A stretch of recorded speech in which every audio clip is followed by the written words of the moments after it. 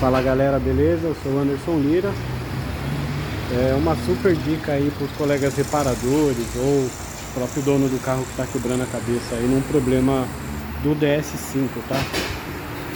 Trocou o amortecedor e após a troca do amortecedor, passou em lombada, o carro começa a apresentar barulho. Sempre no movimento de subida e descida ele vem e faz um pequeno estralo, tá? Sobe, desce, passou na lombada, ele estrala.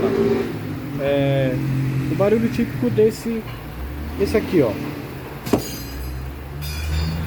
E sempre faz quando você sobe e desce na lombada. Subiu, desceu da lombada, o carro vem dar um estralo parecido com esse, tá? A dica então hoje é amortecedor Caiaba, tá? Eu não sei se isso vale para COFAP, se vai valer para amortecedor Nakata. Não tenho aqui em mente se ambos os fabricantes também trabalham com esse tipo de amortecedor para esses carros. Mas vamos falar do Caiaba. Tá vendo essa orelhinha aqui, ó? Essa orelhinha danada aqui, ó. Ela é deitada para frente aqui, assim, ó, do carro. Então o que acontece? A medida pelo peso do carro, a própria gravidade do carro, né, joga o peso dele para baixo. No momento que ele vem para baixo, ele vem aqui, ó. Dá para até ver aqui, ó, essas marcas que vem fazendo, ó, e puxa o para-barro para baixo, tá?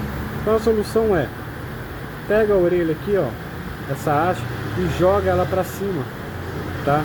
Se for o caso, faz um pequeno corte, um acabamento. A gente vai fazer um acabamento aqui nele, tá?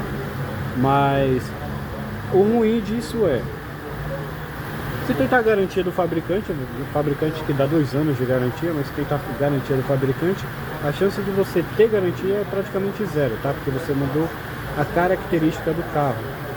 E por se tratar de reposição, o único fabricante que a gente conseguiu encontrar que fornece para esses carros é da Caiaba. Só que vem com esse pequeno problema aqui com relação ao para-barro, tá? Para falar cortar o para-barro é meio complicado, né?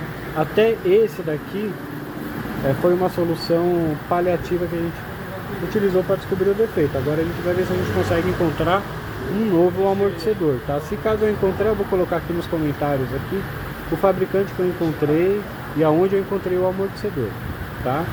Mas de antemão, esse é o responsável pelo barulho. Então o barulho eu vou tentar reproduzir de novo.